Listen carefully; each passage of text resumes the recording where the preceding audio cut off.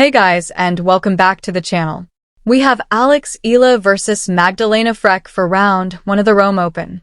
Really looking forward to breaking this one down. They have never played each other before, and I do think their styles will gel nicely into an extremely entertaining matchup. Before we get into the detail, do hit that like button, subscribe if you are new, and leave a rating or review if you're listening on a podcast platform. As always, I will talk about their form. There is no head-to-head to go on, so we will skip straight into the tactical picture and, of course, my prediction. This is an intriguing one because I think both Eala and Magdalena Frech would admit that their best surface is not slow clay. And that is exactly what we have at the Rome Open. A very slow clay court, similar to what we will see at Roland Garros, which is going to be a real test of their clay court credentials. Both players have decent shot tolerance, move well, and carry some variety in their games. But on a surface like this, those qualities only take you so far. For Eala, the form going into Rome has been up and down. A decent win against Bolter, but then a comfortable loss to Mertens in Madrid. In Stuttgart, she lost in the first round to Fernandez. Lyon, she went out in the second round. And then going back into the hard court swing through Miami and beyond, the results were better. In Madrid, she made the second round after her first round match was a walkover, before losing to Sierra in straight sets. Charleston was a first-round exit. So on clay specifically, the form has not been convincing.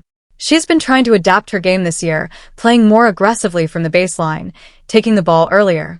That approach does not always hold up on clay. Her more traditional counterpunching style is probably better suited to the surface. It will be interesting to see whether she sticks with the aggressive approach or adjusts. For Eala, the encouraging thing is that Frech does not generate much power from the baseline, and her serve is not a weapon either. That gives Eala opportunities to be aggressive on return. However, Frech is a very competent returner herself, so Eala will need to be clever with her serve, which we know is still an area she is working on. In the rallies, Frech is steady and wily. She plays with different spins and heights, uses the backhand slice effectively, and can flatten the backhand out when needed. What she lacks is that extra gear of pace to push opponents back or rush them through the court. On clay, that is less of a disadvantage because angles and consistency are often more than enough to create problems. So tactically, I think Eala is going to have to be patient. She will want to take the ball early and shorten the points, but on a slow clay surface against a natural counterpuncher, that is easier said than done. The way she can create problems for Frech is through the drop shot, shorter angles, and coming forward to the net when the opportunity presents itself. You do not want to get into long grinding rallies with Frech. My feeling is that in rallies beyond 10 shots, Frech wins the lion's share. So Eala needs to win the majority of the shorter exchanges. Her first serve is going to be particularly important.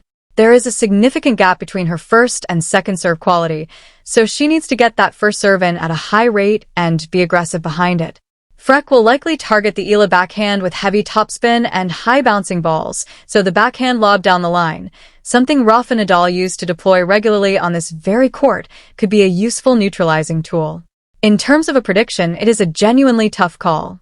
Frech has not been in great form on clay this season, but neither has Eala. She has one clay court win to her name coming in. Frech has none. Both players are arriving at Rome underdone on the surface. I am going to lean towards Eala. Not with full conviction, I have to be honest. But I think she is in marginally better form overall this year. Career high rankings tell you something too. Frech peaked at 22, Eala at 29. Current rankings have Eala at 42 and Frech at 45, so they are very closely matched. The difference is that Frech at 28 should arguably be in her prime, while Eala at 20 is still only getting started. I think Eala edges it in 3 sets. Let me know in the comments what you think and why. I genuinely believe this could go either way, and I am very curious to see how it plays out.